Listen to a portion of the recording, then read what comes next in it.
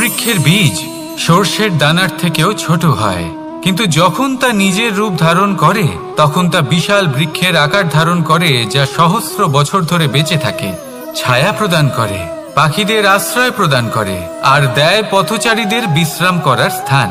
কেন? কারণ সেই ছোট বীজ তা মাটির ভেতরে গিয়ে নিজের খোলস ত্যাগ করে। অন্ধকারে থাকে সে, যতই আলো আসুক না কেন, যতই বর্ষা আসুক না কেন, সব সহ্য করে। আর তারপরে একটা চারা গাছ অঙ্কুরিত হয়, তারপর ধীর গতিতে একটা বিশাল বৃক্ষতে পরিণত হয়। দেখুন, জীবনে কঠিন সময় আসে, এই জন্য নয় যে আপনি হার মেনে নেবেন, এই জন্য আসে যাতে আপনি ভবিষ্যৎ নির্মাণের জন্য নিজেকে তৈরি করতে পারেন। যদি কঠিন সময়ে আপনি ওই বীজের মতো দৃঢ় হয়ে থাকতে পারেন, তাহলে আপনিও একদিন সেই বিশাল বৃক্ষের মতো নিজের অস্তিত্ব গড়ে তুলতে পারবেন, যা সহস্র বছর পর্যন্ত মনে রাখা হবে। আসুন আমার সাথে ভালোবেসে বলুন, রাধা রাধা। কর্ম এবং ফল। মানুষের স্বভাব হলো এটাই যে তিনি নিজের প্রত্যেক পরিশ্রমের প্রতিফল প্রার্থনা করেন। বেশিরভাগ সময় এই ফলাফলের চিন্তা করতে করতে, কল্পনা করতে করতে উনি কর্ম করতে থাকেন যে আমি এই কাজটা করলে এই ফল পাবো। সেই সব কল্পনা করতে থাকেন যা না তার হাতে আছে, না আছে অধিকার আর না আছে নিয়ন্ত্রণ। উনি শুধু নিজের কর্ম করতে পারেন। উনি কি ফল পাবেন তা তার হাতে কখনোই নেই। তাই আপনিও শুধুমাত্র কর্ম করতে থাকুন, ফলের চিন্তা করবেন না। মনে রাখবেন, শিকড় এবং শাখা যেভাবে একে অপরের সাথে জড়িয়ে, সেইভাবেই একে অপরের সাথে জড়িয়ে কর্ম এবং ফল। যেরকম কর্ম আপনি করবেন সেরকম ফল আপনি অবশ্যই পাবেন। তাই এই ফলের আশায় কর্মের সময় কখনোই নষ্ট করবেন না, কারণ যে ব্যক্তি সময় নষ্ট করেন, সময় সেই ব্যক্তিকে অবশ্যই নষ্ট করে দেয়। কর্ম করুন নিঃস্বার্থভাবে, ফলের চিন্তা করবেন না, আর আমার সাথে ভালোবেসে বলুন, রাধা রাধা। কর্ম এবং ফল। দেখতে গেলে এই সমস্ত ব্রহ্মাণ্ড এই দুইয়ের মাঝেই স্থির হয়ে আছে। মানুষজন কর্ম করেন ভালো ফল লাভের আশায়, আর ভালো ফল লাভের আশায় উনি এটাই ভুলে যান যে উনি যে কর্ম করছেন তা কি করছেন। আমি বলেছিলাম কর্ম করুন ফলের চিন্তা না করে, কিন্তু কি কর্ম করছেন সেই বিষয়ে ভাবাটাও অত্যন্ত আবশ্যক। নয়তো অনেক সময় আমরা এমন কর্ম করে ফেলি যা না চাইতেও বিষে পরিণত হয়, যা হয়েছে দুঃশাসনের সাথে, দুর্যোধনের সাথে, গুরু দ্রোণের সাথে। একজনের মানসিকতা উচিত ছিল না, একজনের বিবেক উচিত ছিল না, আরেকজন যে পক্ষ নির্বাচন করেছিলেন সেই পক্ষ উচিত ছিল না। আর যা কিছু ওনাদের সাথে হলো, আপনার, আমার, আমাদের সকলের সাথে তা হতে পারে। আমি বলেছিলাম কর্ম করুন, ফলের চিন্তা করবেন না, কিন্তু এই কর্মের বিষয়ে বিচার করে দেখাটাও ততটাই আবশ্যক। দেখুন, কর্ম করার উচিত প্রক্রিয়া ফলের চিন্তা না করা, কিন্তু যদি আপনার কর্ম শুভ হয় তাহলে তার ফলও নিয়তি আপনাকেই দেবে। সর্বদা কর্ম করার সময় এটা ভাবুন যে আপনার এই কর্ম এই সংসারকে, এই সমাজকে, আপনার পরিবারকে, আপনার আশেপাশের মানুষজনকে কোন দিশায় নিয়ে যাবে। যদি এটা সবার জন্য মঙ্গলময় হয় তাহলে কর্ম করতে থাকুন। আর হ্যাঁ, নিশ্চিত রূপে ফলের চিন্তা করবেন না। আসুন আমার সাথে ভালোবেসে বলুন, রাধা রাধা। এই ব্রহ্মাণ্ড কত বৃহৎ, তাই না? যার সম্মুখে এই পৃথিবীকেও একটা বিন্দুর মতো মনে হয়। আর এই পৃথিবীতে আমরা কে হই, আমাদের আকার কিরকম, আমাদের অস্তিত্বই বা কি? যখন আমরা এভাবে ভাবি তখন মনে হয় আমরা কিছুই নই। তা আমরা যখন কিছুই নই তাহলে আমরা এত চিন্তা করি কেন? কি ভেবে ভয় পাই? কাকেই বা এত ভয় পাই? কে আমাদের মারতে পারে আর কেই বা আমাদের জন্ম দেবে? আত্মার আসলে না কখনো জন্ম হয় আর না কখনো মৃত্যু। আত্মা শুধুই শরীর বদল করে। আপনি, আমি, আমরা সকলে এই শরীর নয়, আমরা হলাম আত্মা, যা হলো পরম আত্মার পরম অঙ্গ। সেই জন্য মনে রাখবেন, বাইরের কোথাও দেখবেন না, নিজের অন্তরের গভীরে গিয়ে দেখুন, আত্মাকে উপলব্ধি করতে শিখুন। ক্লেশ, ভয়, চিন্তা, এই সব কিছুর থেকে নিজেকে দূরে রাখুন, তাহলেই উপলব্ধি করতে পারবেন পরমাত্মাকে। তাহলে আসুন আমার সাথে ভালোবেসে বলুন, রাধা রাধা। পরিবর্তন এই সংসারের শাশ্বত নিয়ম। কোনো রাজা নেই যিনি চিরকাল রাজা থাকেন, কোনো ধনী ব্যক্তি নেই যিনি চিরকাল ধনী থাকবেন। এই সংসারে সূর্যের স্থান নেওয়ার জন্য চন্দ্রিমার আগমন ঘটে। কোন স্থান যাকে পতিত বলা হয়েছিল সেখানে মহল তৈরি হয়েছে। কোন স্থান যাকে আজ মলিন বলা হয়েছে কাল সেখানে মন্দিরও স্থাপন হতে পারে। কোনো ঋতু চিরকালের জন্য থাকে না, কখনো সময় চিরকাল একরকম থাকে না। আজ যে আপনার কাছে রয়েছে কাল অন্য কারোর ছিল, আজ যে আপনার কাছে রয়েছে কাল তা অন্য কারোর কাছে চলে যাবে। আপনার সাথে কিছু থাকলে তা হলো আপনার কর্ম, কিন্তু সেই কর্মের পরিণামও আপনার নয়। আপনি শুধু কর্ম করুন, বাকি সবকিছুই পরিবর্তনশীল। কিন্তু সেই পরিবর্তনকে দেখে ভয় পাওয়ার প্রয়োজন নেই, তাকে স্বাগত জানান। যদি আপনি হাসি মুখে সেই পরিবর্তনকে স্বাগত জানান, তাহলে এই পরিবর্তনও হাসি মুখে আপনার সাথে থাকবে। আসুন আমার সাথে ভালোবেসে বলুন, রাধা রাধা। সঞ্চয়। মানুষের যখন থেকে বোধবুদ্ধি হয় সঞ্চয় করতে আরম্ভ করে দেন। সঞ্চয় করতে থাকেন ভোজনের, সঞ্চয় অর্থের, সঞ্চয় শক্তির। নিজের জন্য করেন, নিজের পরিবারের জন্য করেন, নিজের স্ত্রীর জন্য করেন, সন্তানের জন্য করেন, সন্তানের সন্তানের জন্যও সঞ্চয় করেন। সঞ্চয় করার জন্য ওনার কাছে অনেক কারণ রয়েছে, কারণ উনি এটা ভাবেন যে এই সঞ্চিত শক্তির জন্য কেউ ওনার কোনো ক্ষতি করতে পারবে না। মানুষ ভুলে যান একটা গুরুত্বপূর্ণ কথা, এই সত্য, উনি এই সংসারে খালি হাতেই এসেছিলেন, আর এখান থেকে ওনাকে খালি হাতেই যেতে হবে। যা এখানকার তা এখানেই থেকে যাবে। আর যদি কিছু ওনার সাথে যায় তা হলো ওনার কর্ম, আর কিচ্ছু নয়। তাই যদি কিছু অর্জন করতে চান তাহলে শুভ কর্ম অর্জন করুন, আত্মশক্তি অর্জন করুন, কারণ পরলোকে এটাই হবে আপনার সম্পত্তি। তাহলে কি এটা আপনি অর্জন করতে চান না? আসুন আর আমার সাথে ভালোবেসে বলুন, রাধা রাধা। সদিচ্ছা। দেখতে গেলে 3 অক্ষরে তৈরি এই শব্দ, কিন্তু সমস্ত ত্রিলোক তার উপরেই আধারিত। আপনি এই সংসারে এসেছেন, তখন অবশ্যই শ্বাস নেবেন, কিন্তু তার বদলে আপনাকে কিছু তো দিতেই হবে। আপনার উপর নির্ভর করছে আপনি কি দেবেন। কি দেবেন এই সংসারকে, এই সমাজকে, নিজের পরিবারকে, আর তার বদলে কি নেবেন? যশ নাকি অপযশ? দেখুন, এক ছিল রাবণ, যে কিনা সমুদ্র পার করল সীতাকে অপহরণ করার জন্য, আর এক ছিলেন রামচন্দ্র, যিনি সমুদ্র পার করেছিলেন, সেতু বানিয়ে গিয়েছিলেন সীতাকে ফিরিয়ে নিয়ে আসার জন্য। দুজনেই সমুদ্র পার করেছিলেন, শুধু পার্থক্য ছিল সদিচ্ছাকে বোঝার লক্ষ্যের।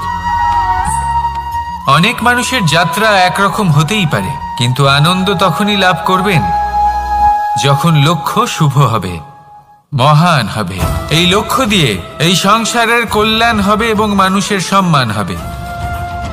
যদি আপনার সংকল্প উচিত হয় তাহলে আপনার লক্ষ্য উচিতই হবে, নয়তো শুধুমাত্র বিনাশ হবে। আর উচিত এটাই হবে যে বিনাশের হাত থেকে যেন নিজেকে বাঁচানো যায়, কি বলেন? তাই জীবনে যে লক্ষ্য স্থির করছেন মনে রাখবেন তা যেন শুভ লক্ষ্য হয়। যদি এরকম হয় তাহলে আপনার যাত্রা, আপনার জীবন দুটোই শুভময় হবে। আসুন আর আমার সাথে ভালোবেসে বলুন, রাধা রাধা। সুরক্ষা। এই সুরক্ষা আসলে কি? এটা কি কোনো কবচ নাকি কোনো সীমা? এই সুরক্ষা আসলে অন্য কিছু। আমাদের মাতা পিতা, আমাদের প্রিয়জন, আমাদের বন্ধু, এই সমাজ, আমাদের শুভাকাঙ্ক্ষী, আমাদের আত্মীয়, এনারা সবাই আমাদের জীবনে কোনো না কোনো ভাবে সুরক্ষা দিয়ে থাকেন, একটা কবচ দিয়ে থাকেন কোনো না কোনো রূপে। কিন্তু দেখতে গেলে আমাদের পরাক্রমের পথে আমাদের বীরত্বের পথে, আমাদের সাহসের পথে এই সুরক্ষাই সবথেকে বড় বাধা হয়ে দাঁড়ায়। একবার ভেবে দেখুন, যদি আপনি কোনো সুরক্ষাই না পান, বা যদি আপনি এই সুরক্ষা ভেঙে বাইরে আসতে পারেন, তাহলে আপনার বীরত্ব চরম সীমায় পৌঁছে যায়। কেন? কারণ তখন আপনি জানেন যে এই সংসারের সম্মুখীন আমাদের নিজেদেরই হতে হবে। আপনি বুঝে যান যে শত্রুর সম্মুখীন এবার নিজের বলের দ্বারা, নিজের পরাক্রমের দ্বারা, নিজের সাহসের দ্বারা করতে হবে। আর তখন আমাদের মনের মধ্যে এই শক্তি জাগ্রত হয়। এই শক্তি অন্তরেই বসবাস করে। শুধু এটা চিনে নিতে হবে, একে জাগ্রত করতে হবে। আর এটা সুরক্ষা ভেঙে যাওয়ার পরেই সম্ভব হয়। আর যারা নিজের শক্তি সম্পর্কে জানেন, যিনি নিজেই জানেন তিনি কতটা শক্তিশালী, তিনি নিজেই নিজের সুরক্ষা কবচ চিরকালের মতো ভেঙে ফেলে দেন, ঠিক কর্ণের মতো। আর তারপরে দেখুন, আপনার পরাজয় হোক বা বিজয়ী হোক না কেন, সেটাই অনেক বড় হয়, সেটাই প্রশস্ত হয়ে থাকে। সেই জন্য ত্যাগ করুন নিজের ভয়কে, নিজের আশেপাশের এই সুরক্ষা চক্রকে ভেঙে ফেলুন, আর সম্মুখীন হন এই সংসারের নিজের শত্রুর সম্মুখীন হন। পরাক্রমের এই অঙ্কুর, তা অঙ্কুরিত হওয়ার জন্য বীজের উপরের এই কবচ, এটা ভেঙে যাওয়া অতি আবশ্যক। আসুন আমার সাথে ভালোবেসে বলুন, রাধা রাধা। যখন আমরা হাঁটতে থাকি আর আমাদের পায়ে কাঁটা বিঁধে যায়, তখন মুখ দিয়ে আহ বেরিয়ে আসে, কান্না চলে আসে, আর অনেক সময় অভিশাপও বেরিয়ে আসে। কিন্তু আমরা কি কখনো এটা এইভাবে দেখেছি, এইভাবে ভেবেছি যে আমরা যে পথে চলেছি সেই পথে কাঁটা বিঁধেছে, নাকি আমরা সেই পথ নির্বাচন করেছি যাতে শুধুই কাঁটা রয়েছে? নাকি আমরা এভাবে ভেবে দেখেছি যে এই কাঁটা আমাদের কষ্ট দিতে এসেছে, নাকি এটা আমরাই বিছিয়ে রেখেছিলাম? সাবধান থাকা উচিত ছিল, কারণ কাঁটা বিঁধলে যন্ত্রণা হবে, চিৎকার করে ফেলতে পারি, মুখ থেকে অভিশাপও বেরিয়ে আসতে পারে। কিন্তু এই অভিশাপ শুধুমাত্র আমাদের তরফ থেকে অভিশাপ হয়, সামনের ব্যক্তিটির ওপরও নির্ভর করে। এবার সেই ব্যক্তি যদি এমন হয় যে ফুল আর কাঁটা এই দুই সমানভাবে গ্রহণ করতে পারে, তার কাছে অভিশাপও বরদানে পরিণত হয়। শেষ পর্যন্ত ব্যাপারটা দাঁড়ায় ভাবনা, চিন্তা, দৃষ্টিভঙ্গির ওপর। কারণ আপনার এই ভাবনাই সত্যি হয়ে সামনে আসে। সেই জন্য এই ভাবনা, চিন্তা, মানসিকতাকে গুরুত্ব সহকারে দেখবেন। এই বিবেচনা নিয়ে বিবেচনা করতে শিখুন। আমার কথার অর্থ হলো যে জীবনে যখন এরকম কিছু একটা ঘটবে, তখন ভেবে দেখুন যে এরকম কেন হলো। আপনি কি এমন কোনো কর্ম করেছিলেন যার কর্মফল এটা? এমন কোনো কাজ যা অনুচিত ছিল, অসত্য ছিল, যা অভদ্রতার কারণ ছিল? ভেবে দেখা প্রয়োজন। দেখুন, ইচ্ছে হলো আপনার যে আপনি কি করতে চান, ভাবনা আপনার, সত্য আপনার, জীবন আপনার, সিদ্ধান্ত আপনার। আসুন আর আমার সাথে ভালোবেসে বলুন, রাধা রাধা। সময়, এই সময় আসলে কি? এই সময় একটা সরল রেখা তো কখনোই নয়। সময় হলো একটা চক্র, যেখানে এর আদি সেখানেই হলো এর অন্ত, আর যেখানে তা শেষ হয় সেখান থেকেই তার শুরু হয়। এই সময় একটা অত্যন্ত বিচিত্র চিন্তা, বিচিত্র ভাবনা, একটা বিচিত্র বস্তু যা কেউ বুঝতে পারেন না। এই সময়ের লীলা, এর কোনো প্রমাণ নেই, কোনো জ্ঞান নেই, কোনো পরিমাপ নেই। শুধু এটুকু আমরা জানতে পারি, যেখানে শেষ হবে সেখান থেকে একটা নতুন সূচনাও হবে। যা আজ আপনার কাছে আছে, কাল অন্য কারোর কাছে যাবে, তারপরে তার কাছ থেকেও অন্য কারোর কাছে যাবে, তারপরে তার থেকেও ছিনিয়ে নেওয়া হবে। এই নিয়তির একজনের কাছ থেকে অন্যজনের কাছে আদান প্রদানের এই সময় হলো আপনার সময়। এই সময়ের সদ্ব্যবহার করুন, এই সময়কে বাঁচুন।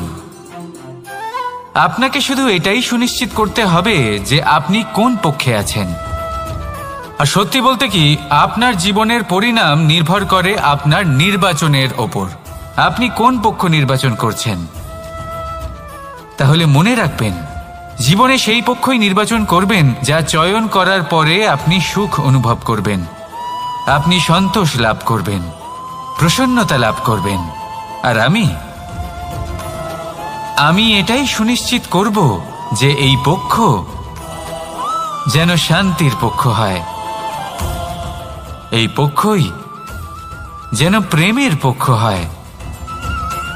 তাহলে চিন্তা করবেন না, আর আসুন আমার সাথে ভালোবেসে বলুন, রাধা রাধা। দৃষ্টি আর দৃষ্টিভঙ্গি, এই সমগ্র লীলা হলো এই দুইয়ের। বিচিত্র হতে পারে, কিন্তু এটাই সত্যি। এবার আপনাকে একটা উদাহরণ দিয়ে বোঝাই। অনেক সময় আপনি কোনো ব্যক্তিকে এটা বলতে শুনবেন যে আমি আমার নিজের উপরে গর্ব করি, আমি নিজেকে নিয়ে গর্ব করি, আমি খুব ভালোভাবে আমার মা বাবার সেবা করি, ওনাদের আমি সবসময় সুখী রাখি, ওনাদের আমি একটা বাড়ি দিয়েছি, সকল সুখ সুবিধা দিয়েছি, ওনাদের জীবনে প্রত্যেক জিনিস দিয়েছি আর দেব যা তাদের প্রয়োজন। এবার আমাকে বলুন যে আপনি কে হন। আপনি হলেন সেই বীজ যা আপনার মাতা পিতা রোপণ করেছেন। আপনার মা বাবাই আপনাকে এই সংসারে জন্ম দিয়েছেন। এবার এইসব কথার কি তাৎপর্য? এই হলো সেই ব্যক্তির দৃষ্টিভঙ্গি। এবার দেখা যাক এই প্রকৃতি আমাদের কি শেখায়। কখনো কোনো গাছকে দেখবেন, যখন সেই গাছে ফল আসে, সে মালিকে এটা বলে না যে দেখো আমি তোমাকে ফল খেতে দিচ্ছি। সেই বৃক্ষ এটা বলে না যে দেখো আমি তোমায় আহার করতে দিচ্ছি, কারণ ও জানে যে এটা হলো সেই মালির পরিশ্রম, এটা হলো তারই কর্মের ফল, আর এটা তারই পাওয়া উচিত। সে বলে যে তোমার জিনিস তোমাকেই অর্পণ করলাম, এ আমার জিনিস নয়। ও জানে সেই মালির গুরুত্ব আসলে কি। এটা হলো তার দৃষ্টিভঙ্গি। সেই জন্য আপনি জীবনে কোন ব্যক্তির মধ্যে, কোন পশু পাখির মধ্যে, কোন প্রাণীর মধ্যে, কোন পরিস্থিতিতে, কোন আবেগের মুহূর্তে কি দেখতে পাচ্ছেন, সেটা আপনার দৃষ্টিভঙ্গির উপরে নির্ভর করছে। তাই নিজের মনে ধনাত্মক ভাব জাগ্রত করুন, শুভ চিন্তা নিয়ে আসুন। এই ভাবনাই সত্য হয়ে সামনে আসবে। এই দৃষ্টিভঙ্গি এমন হয়ে যাবে যে আপনার জীবনে সবকিছুই শুভ হবে। তাহলে আসুন আর আমার সাথে ভালোবেসে বলুন, রাধা রাধা। প্রতিশোধ অথবা কাউকে দুঃখ দেওয়ার ভাবনা, যদি এটা আপনার মনে থাকে, তাহলে আপনি নিজের মনেই যন্ত্রণার একটা বিশাল বৃক্ষ রোপণ করছেন, এটা মনে রাখবেন। কারণ কাউকে দুঃখ দেবার এই ভাবনা, এটা হলো সেই বীজ যা আপনার মনেই পতিত হবে, আপনার মনেই অঙ্কুরিত হবে, আর আপনার মনেই একটা বিশাল বৃক্ষরূপে বেড়ে উঠবে। জীবন আপনার, কর্ম আপনার, কাউকে দুঃখ দেবার ভাবনা আপনার ছিল, এই বৃক্ষ হলো আপনার, তাই এর ফলও আপনিই পাবেন, যা গ্রহণও আপনাকেই করতে হবে। মনে রাখবেন, যে মানুষ এটা ভাবে যে আমি ওকে দুঃখ দেব, ওকে কষ্ট দিতে চাই আমি, সেই মানুষই দুঃখ আর কষ্ট পেয়ে থাকে। যদি সেই জায়গায় আপনি এটা ভাবেন যে আমি কাউকে সুখী করে তুলতে চাই, কাউকে সুখ প্রদান করতে চাই, তাহলে তারও বীজ আপনার মনেই রোপণ হবে, বৃক্ষে পরিণত হবে, যার ফলও আপনিই পাবেন। এখানে বিষয়টা হলো শুধু মানসিকতার চিন্তা, যা সত্য হয়ে আপনার সামনে আসে। তাহলে এই মানসিকতা শুভ করুন, সবার জন্য মঙ্গল কামনা করুন। অন্যের মনে আপনার জন্য ভালো চিন্তা থাকুক বা না থাকুক, আপনি সবার জন্য শুভ চিন্তা করে কর্ম করতে থাকুন, তাহলে আপনার সাথেও ভালোই হবে। তাহলে আসুন আর আমার সাথে ভালোবেসে বলুন, রাধা রাধা। সুখ আর অভিজ্ঞতা, এই দুই জীবনে একসাথে কখনোই আসে না। মনে রাখবেন, যেখানে সুখ থাকে সেখানে অভিজ্ঞতা থাকে না, আর যখন এই সুখ আমাদের জীবন থেকে দূরে চলে যায়, তখন আমাদের জীবনে আসে এই অভিজ্ঞতা। পরমাত্মা, প্রকৃতি, নিয়তি এই অভিজ্ঞতাকে আমাদের জীবনে পাঠান, যাতে আমরা একটা অত্যন্ত গুরুত্বপূর্ণ শিক্ষা, একটা জ্ঞান প্রাপ্ত করতে পারি। এই অভিজ্ঞতা আমাদের শেখায় যে অতীতে এমন কি হয়েছিল যা আমাদের করা উচিত হয়নি। আমাদের শেখায় ভবিষ্যতে এমন কি আছে যা আমাদের করা উচিত আর কি করা উচিত নয়। দেখতে গেলে এই অভিজ্ঞতা আমাদের সেই শিক্ষা দেয় যার জন্য আমরা সুখের দিকে উচিতভাবে অগ্রসর হতে পারি। সেই জন্য জীবনে যখনই দুঃখ আসবে, দুঃখের এই সময় আসবে, তখন হতাশ হবেন না। বোঝার চেষ্টা করুন এই পরিস্থিতি কেন এসেছে, কি শিক্ষা দিতে এসেছে। যদি আপনি সেই জ্ঞান লাভ করেন, সুখের পথে অগ্রসর হন, তাও উচিত রূপে, তাহলে এই অভিজ্ঞতার উদ্দেশ্য পূরণ হয়ে যায়। তাহলে আসুন আর আমার সাথে ভালোবেসে বলুন, রাধা রাধা। জীবনে শিখরে পৌঁছানোর জন্য মানুষের কি প্রয়োজন হয়ে থাকে? সিঁড়ির। কিন্তু তাও প্রত্যেক মানুষ, প্রত্যেক ব্যক্তি শিখরে পৌঁছতে পারেন না। এর কারণ কি? কারণ একটা হতে পারে যে মানুষ কল্পনা করতে থাকেন কিন্তু সিঁড়ি খুঁজে পান না। কিছু মানুষ খুঁজে নেন কিন্তু তা পেয়ে এতটাই প্রসন্ন হয়ে যান যে তারপর আর কোনো কর্মই করেন না। খুব সোজা ব্যাপার। অনেক মানুষ সিঁড়ি খুঁজে পান না, আর যদি পেয়েও যান তাও যতক্ষণ না তাতে চড়ছেন সেই শিখরে পৌঁছবেন কি করে? যতক্ষণ না আপনি পরিশ্রম করছেন, যতক্ষণ না সেই সিঁড়িতে আপনি চড়ছেন, যতক্ষণ না ক্লান্ত হচ্ছেন, আপনার পায়ে হাঁটুতে ব্যথা না হচ্ছে, ততক্ষণ এই শিখরে পৌঁছানোর সৌভাগ্য লাভ করতে পারবেন না। তাহলে কল্পনার সাথে কর্ম করুন, পরিকল্পনার সাথে পরিশ্রম করুন, সব কিছু পাবেন। আসুন আমার সাথে ভালোবেসে বলুন, রাধা রাধা। সমস্যা, কঠিন সময়, সংকট, বিপদ কার জীবনে নেই? প্রত্যেকের জীবনে আছে। কিন্তু আমাকে একটা কথা বলুন, যদি নৌকায় ঢেউকে ভয় পেতে শুরু করে তাহলে সাগর পার করবে কে? কখনো কোনো ছোট্ট পিঁপড়েকে দেখেছেন যে আকারে হয়তো ছোট হতে পারে কিন্তু বড় শিক্ষা দিয়ে যায়? কিন্তু আমরা শিখি না। এবার দেখুন একটা পিঁপড়েকে যে ভোজনের খোঁজে বাইরে বের হয়, একটা ছোট্ট দানা তুলে নেয়। ছোট দানা তোলে কারণ তার থেকে বেশি সে তুলতেই পারবে না। সে দানা নিয়ে চলতে শুরু করে, কোনো দেওয়ালে উঠে পড়ে, আবার পড়েও যায়। সেই দানা দূরে কোথাও একটা পড়ে যায়, তা আবার খোঁজে, তুলে নেয়, আবার চলতে থাকে। পড়ে যায় আবার ওঠে, পড়ে যায় আবার ওঠে। সেই দানাটা রেখে দেয়, আবার বেরিয়ে পড়ে ভোজনের খোঁজে। পরিশ্রম করতে থাকে কিন্তু হার মানে না। এই শিক্ষাই তো আমাদের প্রাপ্ত করতে হবে। নিরন্তর পরিশ্রম আর নির্ভীক হয়ে কর্ম করে যেতে হবে। এটাই হলো সাফল্যের মাধ্যম, এটাই হলো জয়ের মন্ত্র, অচ্যুত অজয় অস্ত্র। তাহলে আসুন আর আমার সাথে ভালোবেসে বলুন, রাধা রাধা। আমরা সকলে চাই আমাদের জীবনে সাফল্য আসুক। আমরা চাই যে এই সংসারে আমাদের খ্যাতি ছড়িয়ে পড়ুক। আমরা চাই যেন আমরা আলোচিত হই। কিন্তু শুধু চাইলেই কি যায় আসে? যদি এই সংসারে আলোচিত হতে হয় তাহলে পরিচিত হতে হবে পরিশ্রমের দ্বারা। যতক্ষণ না আপনারা পরিশ্রমের সাথে পরিচিত হবেন, সাফল্যের সাথে পরিচিত হবেন না। সংঘর্ষ করতে হবে প্রতিদিন, প্রতি বছর। জীবনের সব পরিস্থিতিতেই হয়তো নতুন নতুন বাধা আসবে, নতুন নতুন বিঘ্ন ঘটবে। কিন্তু এটা আবশ্যক নয় যে সমস্ত বিঘ্ন বিনাশের জন্য আসবে। কিছু বিঘ্ন আপনার পথ প্রশস্ত করার জন্য আসবে, আপনার পথ পরিষ্কার করার জন্য আসবে। যদি আপনাকে উদাহরণ দিই, যখন বন্যা আসে, বাড়ি ঘর ভেসে যায়, তখন আমরা হতাশ হয়ে পড়ি, আমরা দুঃখী হয়ে পড়ি।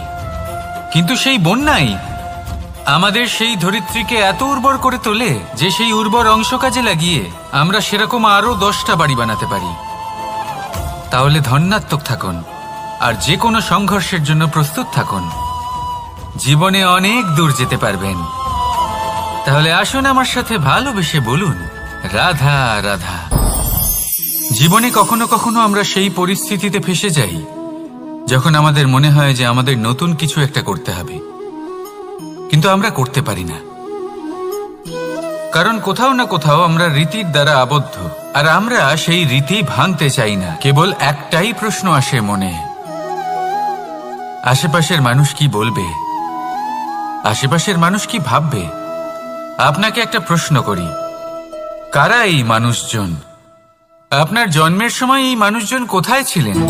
যখন আপনি কোনো সমস্যায় পড়েন তখন এই মানুষজন কোথায় থাকেন? এগিয়ে এসে কি আপনাকে সাহায্য করেন, নাকি সেই সমস্যার সমাধান আপনি নিজেই করেন? এইসব মানুষজনের চিন্তা ত্যাগ করুন যদি আপনি জীবনে বাঁচতে চান।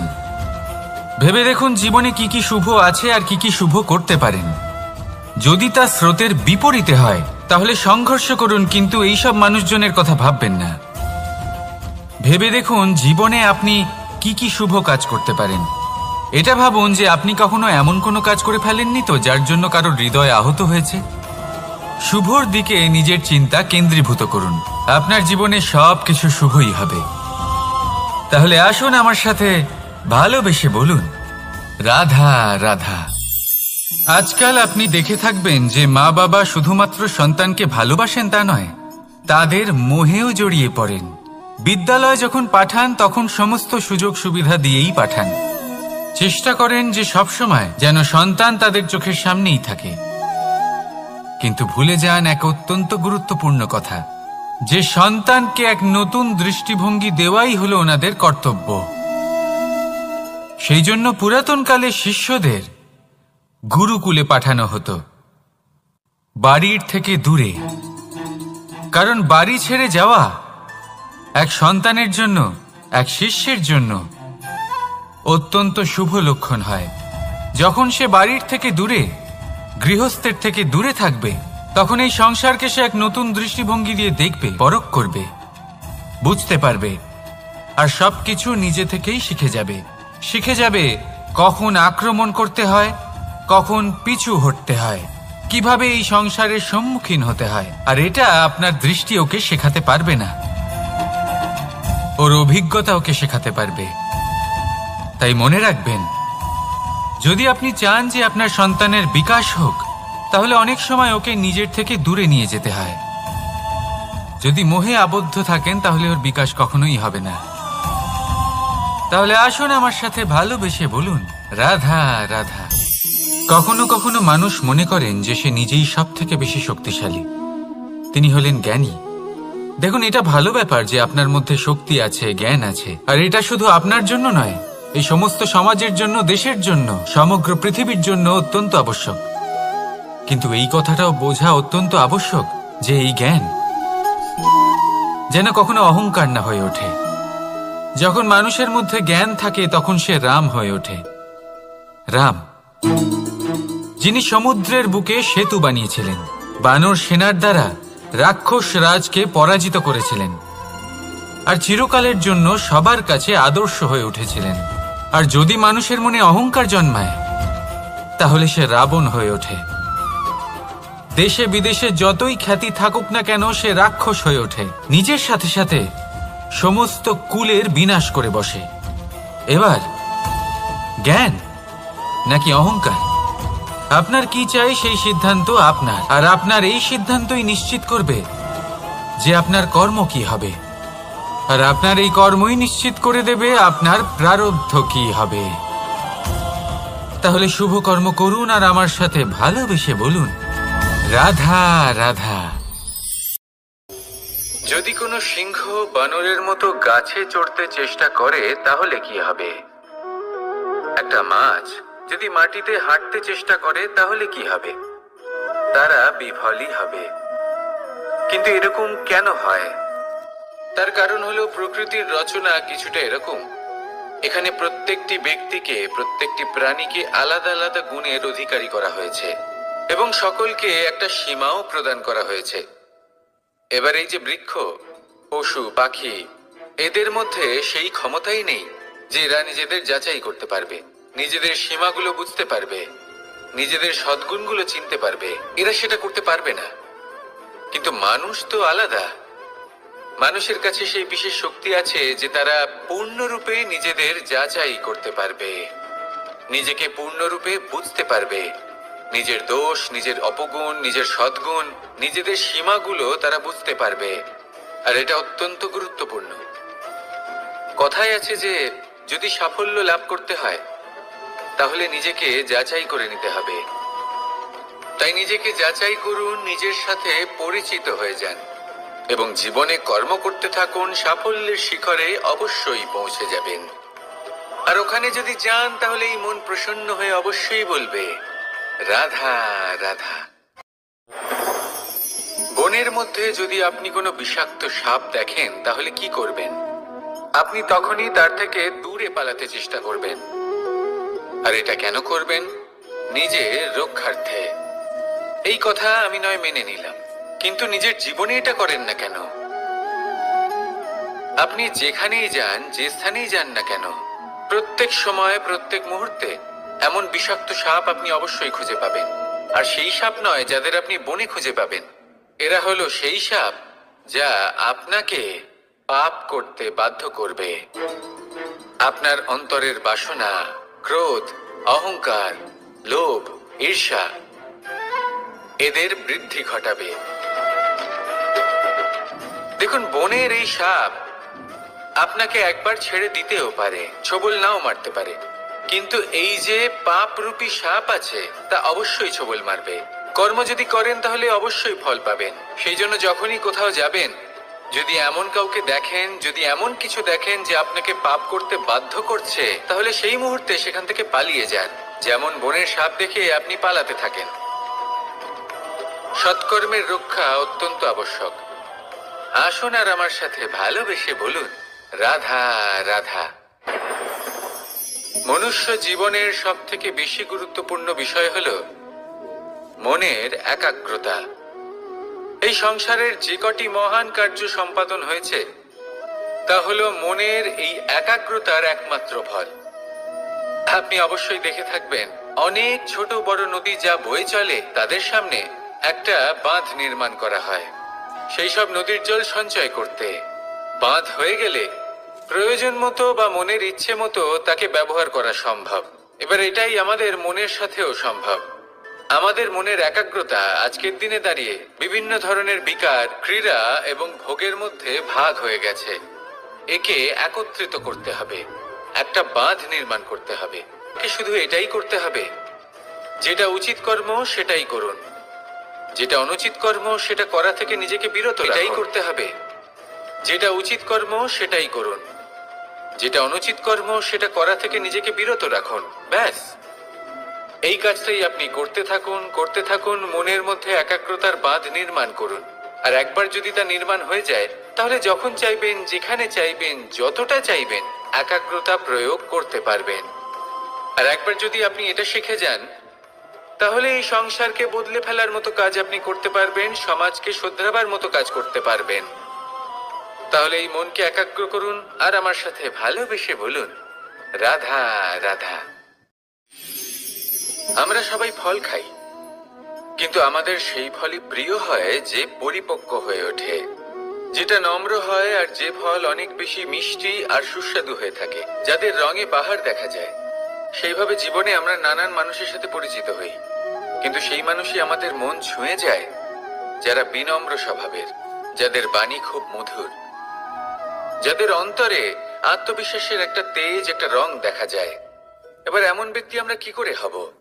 ঠিক সেইভাবেই যেমন একটা ফল রোদ, বর্ষা, শীত, বায়ু এই সকল সংকটময় পরিস্থিতির সম্মুখীন হয়ে পরিপক্ক হয়ে ওঠে, সেইভাবেই মানুষ সংকটময় পরিস্থিতির সম্মুখীন হয়ে পরিপক্ক হয়ে ওঠেন। যদি এই সংকটের সম্মুখীন হন তাহলে অভিজ্ঞ হবেন, আর এই অভিজ্ঞতাই শিক্ষা দিয়ে যাবে। এই অভিজ্ঞতা আমাদের শিখিয়ে দেয় যে আমাদের বিনম্র থাকতে হবে। অহংকার করে কোনো লাভ নেই। মধুর বাণীর যে কি মূল্য তা আমরা শিখতে পারি। এই অভিজ্ঞতাই আমাদের বুঝিয়ে দেয় যে উচিত অনুচিত কোনটা, আমাদের দৃষ্টিভঙ্গি তৈরি করে, আর এই দৃষ্টিভঙ্গি দ্বারা আত্মবিশ্বাস জাগ্রত হয়। সেই জন্য জীবনে কখনো বিপদ থেকে দূরে পালাবেন না, সেগুলোর সম্মুখীন হন, অভিজ্ঞতা লাভ করুন, তার থেকে শিক্ষা লাভ করুন, এইভাবেই পরিপক্ক হবেন। আসুন আমার সাথে ভালোবেসে বলুন রাধা রাধা। ধন সঞ্চয় করা সম্ভব, আর সেই জন্য ধন সব থেকে বেশি মূল্যবান সম্পত্তি নয়। এবার আপনি বলবেন, এ আমি কি বলছি? এই ধন খুব মূল্যবান, আমরা সকলে অর্জন করতে ব্যস্ত। সেটা এই কারণে, কারণ আপনারা জানেন না এই সংসারের সব থেকে বেশি মূল্যবান সম্পত্তি কি। এ হলো সেই সম্পত্তি যা কখনো সঞ্চয় করা সম্ভব নয়। আপনার কাছে যতই ধন থাকুক তা দিয়ে আপনি স্বাস্থ্য লাভ করতে পারেন, বাড়ি কিনতে পারেন, আদি ইত্যাদি। কিন্তু আপনি যতই ধনী হন না কেন, ফেলে আসা দিনের একটা মুহূর্ত আপনি লাভ করতে পারবেন না। এই একটা মুহূর্ত, এই সময়, এটাই হলো সংসারের সব থেকে মূল্যবান সম্পত্তি। একবার চলে গেলে তা কখনোই ফিরে আসে না। আর এই মুহূর্ত যতই চলে যাক না কেন, আমরা স্মৃতির মাধ্যমে সেগুলি যাপন করতে পারি, তার আনন্দ উপভোগ করতে পারি। আর যার সাথে আমরা সময় অতিবাহিত করেছি তার স্মৃতিতে আমরা চিরকাল জীবিত থাকতে পারি। সেই জন্য সময় সব থেকে মূল্যবান সম্পত্তি, তাকে এইভাবে নষ্ট করবেন না।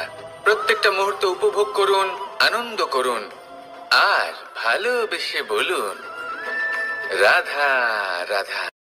কনক, কি সুন্দর একটা শব্দ।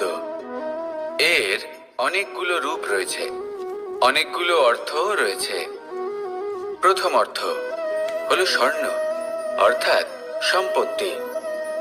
দ্বিতীয় অর্থ ধুতুরা, অর্থাৎ গাছের ছোট একটা বীজ, যা কিনা অত্যন্ত শক্তিশালী হয়। যদি বেশি মাত্রায় এর প্রয়োগ করা হয় তাহলে এটা বিষময় হয়ে উঠতে পারে। এই হলো সেই ধুতুরা যার প্রয়োগ মহাদেবের পুজোতে করা হয়। এবার প্রশ্ন হলো এটাই যে এই স্বর্ণ এবং এই ধুতুরার মধ্যে মিল কি রয়েছে। মিল হলো এটাই যে এই দুটোই মানুষকে মত্ত করে তোলে। ধুতুরা মানুষকে তখন মত্ত করে যখন তাকে সেবন করা হয়, কিন্তু স্বর্ণ, ধন, সম্পত্তি, মানুষ এটা যতটাই অর্জন করে নেয় সেটাই যথেষ্ট। এই স্বর্ণ মানুষের ভাবনা চিন্তা করার ক্ষমতাকে বশ করে ফেলে। মানুষ সম্পত্তির লোভে মত্ত হয়ে ওঠে, কারণ যে যত চমৎকারী, যতটা অমূল্য হয়, তাকে সামলানো কিন্তু ততটাই কঠিন, তাই না? তাই মনে রাখবেন, ধন, স্বর্ণ, সম্পত্তি এগুলো ধুতুরার থেকেও অনেক বেশি বিষাক্ত হতে পারে। তাই এর ওপর আত্মসংযমের একটা কবচ পরিয়ে রাখবেন এবং বিবেকের শক্তির সাথে এগুলো প্রয়োগ করুন, তবেই কল্যাণ হবে। আসুন আমার সাথে ভালোবেসে বলুন রাধা রাধা। রোগ যদি এসে থাকে তাহলে তার ওষুধও অবশ্যই আসে। সমস্যা যদি আসে তাহলে সেই সমস্যার সমাধানও নিজে থেকেই আমাদের কাছে চলেই আসে। এই সংসার, এই জীবনের শুধুমাত্র একটাই নিয়ম আছে, আর তা হলো এটাই, এই সংসার হলো একটা চক্রের মতো। এতে শাশ্বত বলে কিছু নেই, নিত্য বলে কিছু নেই, আর যা কিছুই রয়েছে সব বদলাতে চলেছে। যদি আপনার জীবনে দুঃখ থাকে, সমস্যা থাকে, যদি আপনি বিপদ দ্বারা আচ্ছন্ন, তাহলে মনে রাখবেন সবকিছু বদলে যেতে চলেছে। দুঃখের সময় কাঁদবেন না, মনকে আরো দুঃখী করে তুলবেন না, কারণ এখানে যা কিছুই এসেছে তা যাওয়ার জন্যই এসেছে। তাহলে এত চিন্তা কিসের? আনন্দ সহকারে জীবন যাপন করুন, আর আমার সাথে ভালোবেসে বলুন রাধা রাধা। মানুষের জীবনে তিনটি গুণ অত্যন্ত প্রয়োজনীয়: শ্রদ্ধা,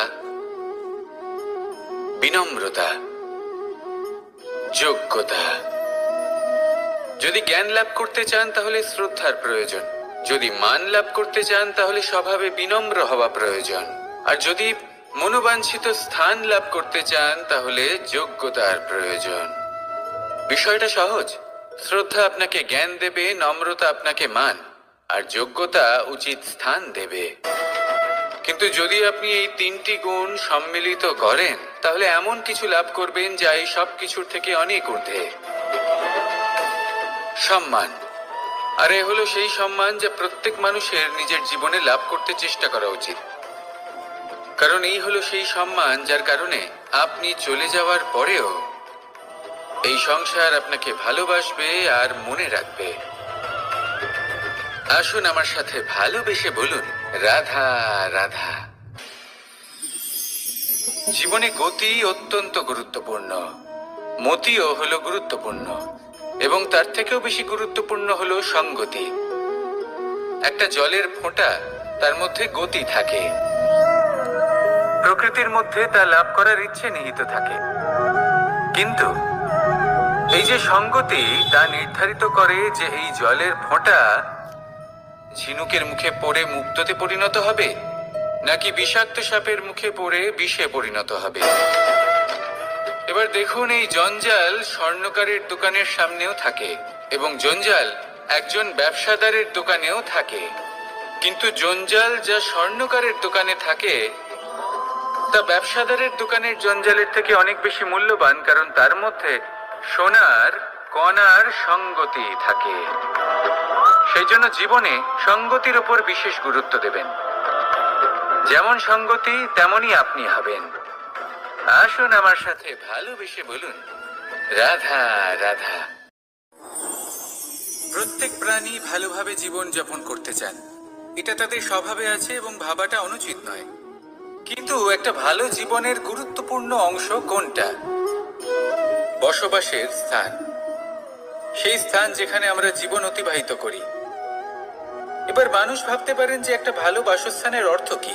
সেই স্থান যেখানে সহজে জল পাওয়া যায়, যেখানে শুদ্ধ বায়ু পাওয়া যায়, যেখানে আনাজ উৎপন্ন হয়। এটা জীবনযাপনের জন্য পর্যাপ্ত বটে, কিন্তু ভালো জীবন যাপনের জন্য আরো একটা কথা আপনাকে বুঝতে হবে। সাধু, জ্ঞানী, পণ্ডিত ব্যক্তি, এই সকল মহাপুরুষ, এনাদের যে বাসস্থান তা অত্যন্ত বিশেষ হয়। এখানে এক ধরনের বিশেষ ইতিবাচক শক্তি থাকে, এমন একটা স্থান যেখানে দেবতারাও বিচরণ করেন। জীবন আমরা সবাই যাপন করি, কিন্তু জীবনের উদ্দেশ্য শুধুমাত্র জীবন যাপন করা নয়। জীবনের উদ্দেশ্য হলো মুক্তি লাভ করা। আর এই সকল সাধু, জ্ঞানী, পণ্ডিত ব্যক্তি, এই সকল মহাপুরুষ আপনাকে মুক্তির পথে নিয়ে যেতে পারেন, কারণ এরা হলেন সেই মহাপুরুষ যারা নিজেদের অন্তরের বিকার, অহংকার, ক্রোধ, বিদ্বেষ, এই সকল দোষগুলিকে ত্যাগ করেছেন, এদের ওপর বিজয় লাভ করেছেন। এমনই একজন ব্যক্তি আপনাকে মুক্তির পথে নিয়ে যেতে পারে। প্রয়োজন হলো শুধুই এনাদের চিনতে পারা, এদের কথা বুঝতে পারা এবং এদের দেখানো পথে চলা। যদি আপনি এটা করতে পারেন, তাহলে এই মন প্রফুল্ল হয়ে বলবে, রাধা রাধা।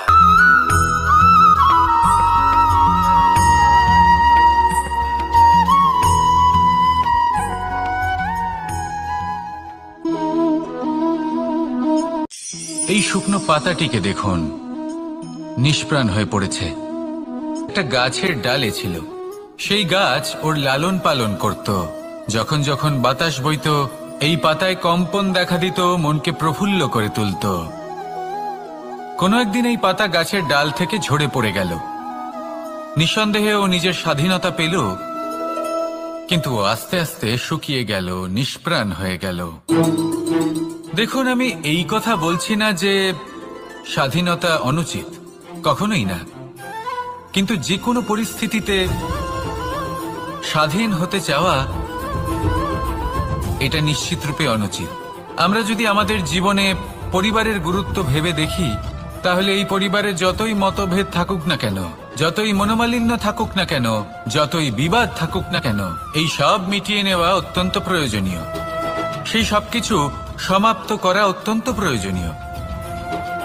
কখনো এই পরিবারকে ভাঙতে দেবেন না, কখনো এই পরিবার থেকে দূরে চলে যাবেন না। এই পরিবার হলো আমাদের জীবনের একটা অমূল্য সম্পদ, অমূল্য এক আশ্রয়, যা এই সংসারে হয়তো কোথাও আপনি পাবেন না। তাই একে আগলে রাখুন। পরিবার সেই গাছ। আসুন আমার সাথে ভালোবেসে বলুন, রাধা রাধা।